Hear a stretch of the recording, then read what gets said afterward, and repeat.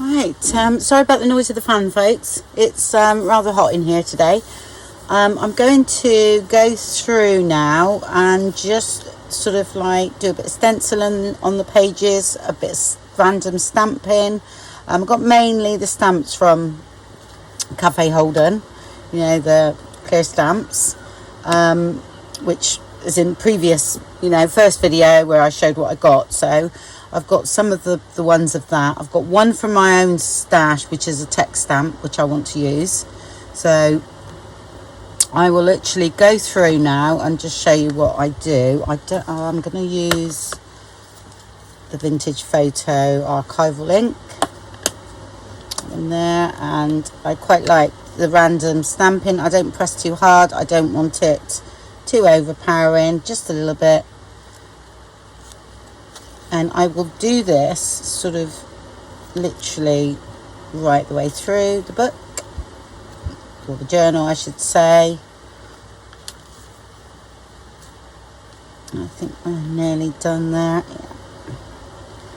Just add a little bit more. Totally random ish.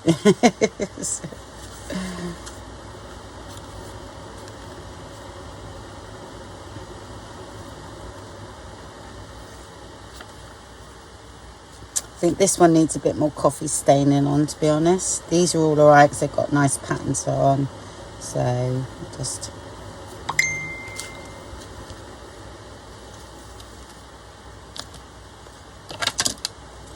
I'll go through and do that.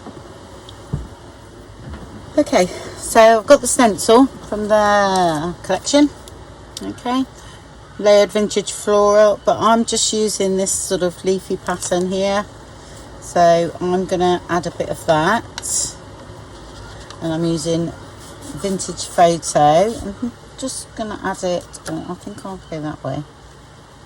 Only lightly, so I don't want it too overpowering at all. That's great.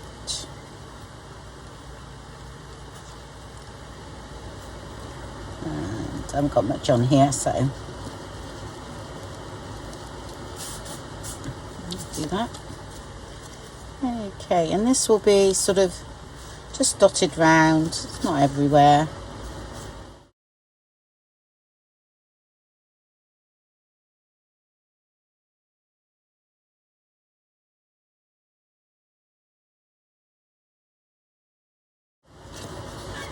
This I'm going to add a bit more coffee staining to, I think. There. Put it on here.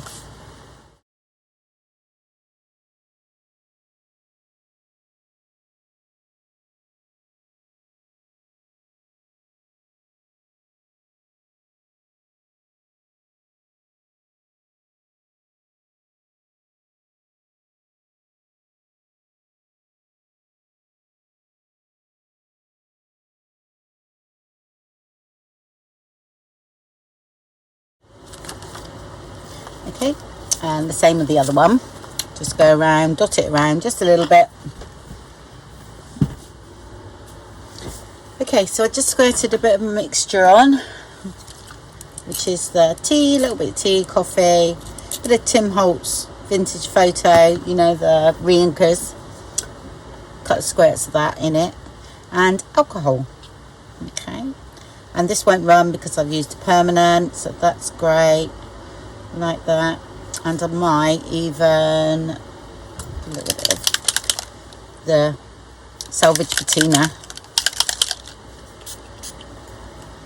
there, just to dip in, but I'll dilute the tea. Just give it a vintage look. There we go.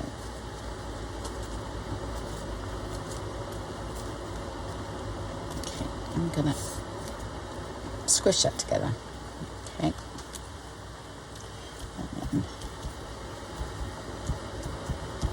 So it doesn't get too wet. This one will run because I use the vintage photo, but no, I'm liking that. That's great. And then dry that off. Yep. Just a bit too bright, that one. And I've got another one, I think, in here. I'm sure I do. That one's all right. Or is that the only one? I think it must be. Yeah. Yeah, because they're all right. Okay. It's cool.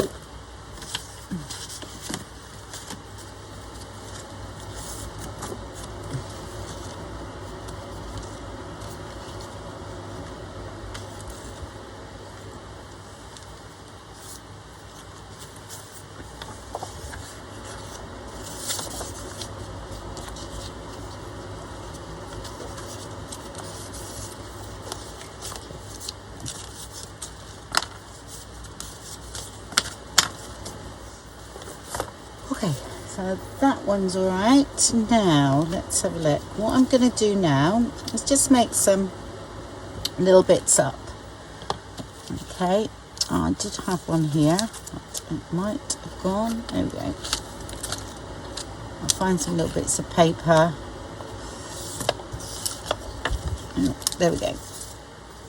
Okay, don't need anything on here because I've got one of the nice stickers there. Stamping on, but I'm just gonna make a few in case I want to put, very small. All right, and that I could, lends itself to something in the middle. Of course it does, but I'm just gonna do that sort of thing first. All right, because we are getting there with these. Couple more pockets, but I'm not putting loads of pockets in because of, the size of it growing. So I'm gonna probably get a bit of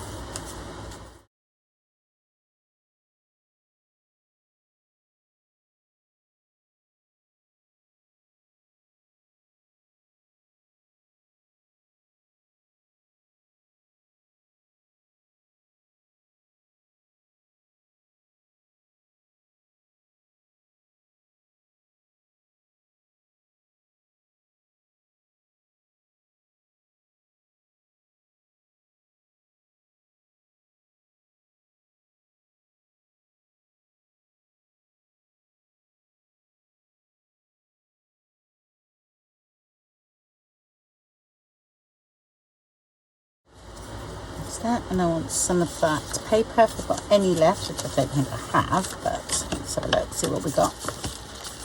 I have to use a bit of my own, a bit of book page. I think that's all I've got left. I've got some of that, so they could be used.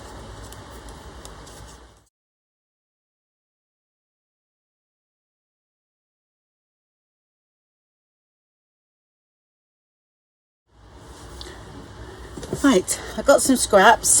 I went and just tore a bit off some of the other pages that I've got left. This is just some of this is my scraps. Okay, and these are always nice. They are like the colouring book pages, and they tea stain beautifully, and they're always cool. So I will use a bit of that. And what I do, I usually just put 3 together and then stitch them down like this bit here.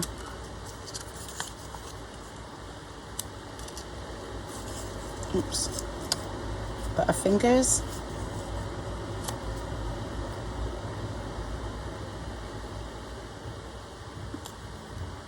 Like that, and then I stitch all the way down there. So that's all I do. Okay, so I'm just going to go and put a load together, and I just literally do zigzag stitch so I catch them all, and then I don't even cut the thread, and then in a long chain, and then I just cut them up. Okay, which I'll show you in a minute. So I'll go ahead and do there's probably about 20 of those, and they're really quick.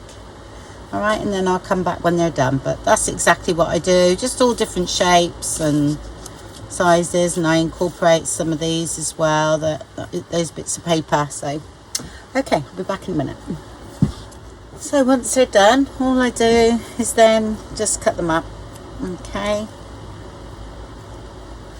and then I've got some little paper snippets, little clusters. to play with.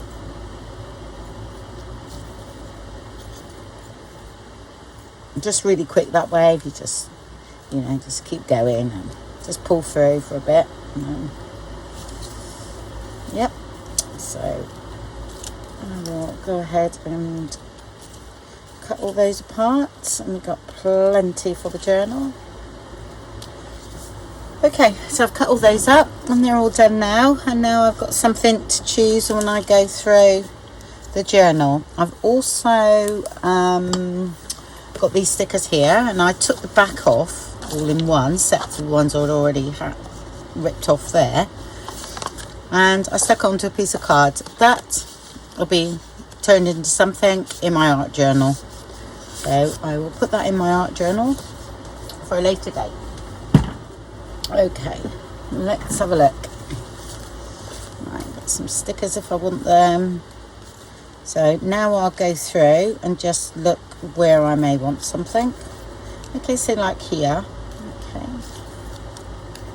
I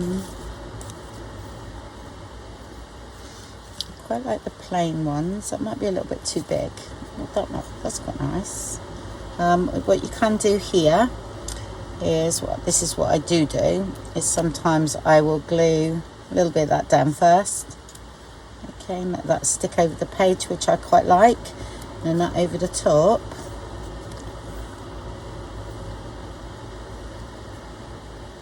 So put that down so it's slightly hanging. This is really fragile, this one though, but it is nice. It's very old. It's very brittle, so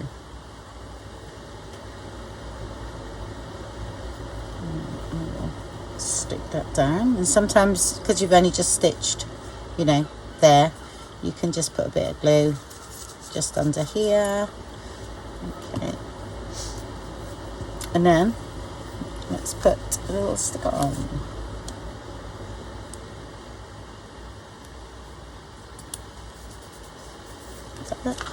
And just something on the side of a page. And then you've got a little bit of hanging over. Like I say, I don't do too many. This one I will come down a bit, I think. Oh, watch that, it's upside down. Okay.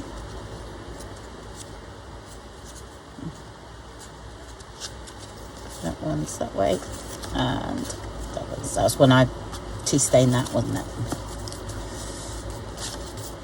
It's sort of here really, and I will come down a bit on this one.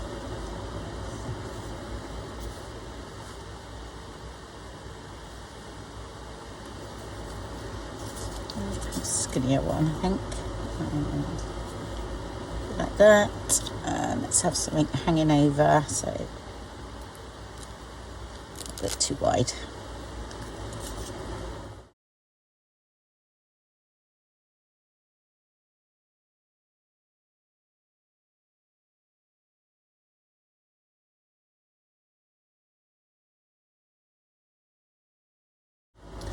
And we do want one more, which I think is going to be here. Let's choose what we want first.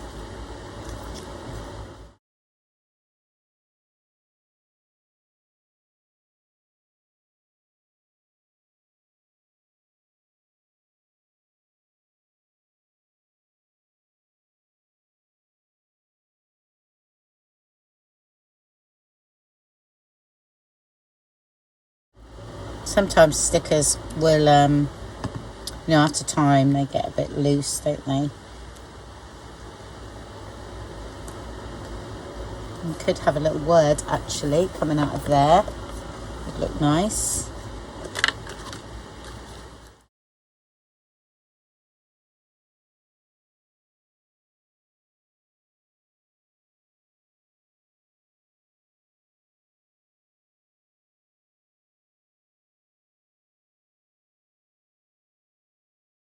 Okay, it's just a little accent to the page. Okay, I'm going to sew in one of the signatures. Okay, I'm not going to move anything because I've put it all together, and I'll do a little flip through of these I put in. Okay, well, I think you saw most of it anyway. Just that I'm going to get it stitched in. I've already done one. With these, it doesn't really matter. Don't have to be accurate because you haven't got to, you know, match it with anything else, really. So all you do, I do in the middle, and we know it's 6 inches, so it's a little bit shorter than 6 inches, actually. So I'll just sort of eyeball that. Yeah, so that's the 6 there, and I'm done a little bit there, so that's near enough of my centre.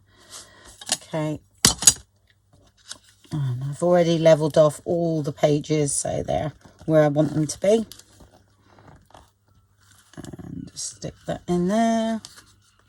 Okay, then I'll just sort of, I don't know, go about 1 inch down perhaps from the top. Go in and eyeball it the same here. Yeah, back there. And that's it. Don't have to worry too much about that, because all you're doing is stitching it in. So these sort of things are quite good for beginners, because you're doing one signature at a time. They don't have to match in with another signature, so you haven't got that to worry about. And it's 3 stitch pamphlet stitch. Is it what it's called? I do 3 or 5, and for these small ones I'll do 3.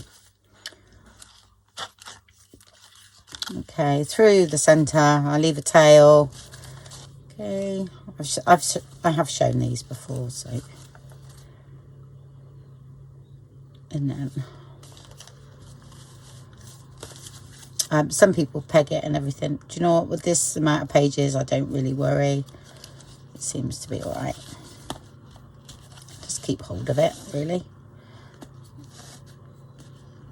And then you miss the middle one, go down to the bottom.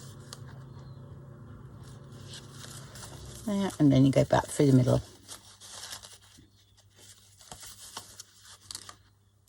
Just try not to catch the thread if you can.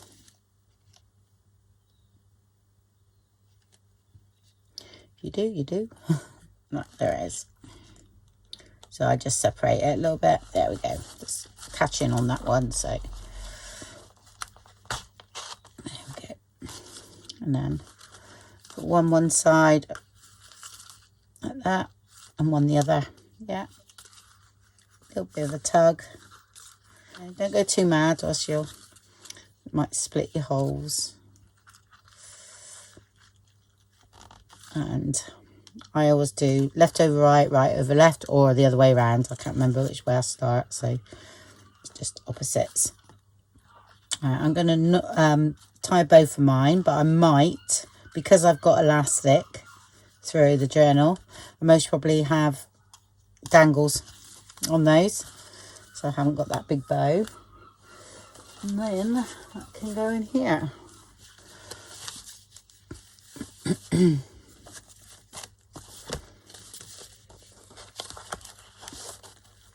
Oops.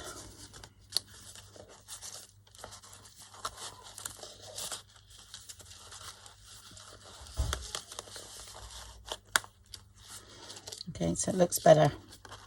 Got some dangles on there.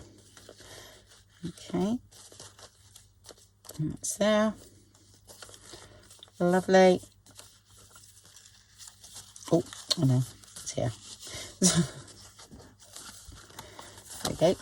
And it's always a bit springy at first, all right? It's like, it feels a bit tight. Okay, but honestly, it loosens up. Really does. All right. And once you've closed that with something around it, you'll find that it all starts to lay in. It's just a little bit springy at first, all right? Yeah. So, okay, so that's that bit.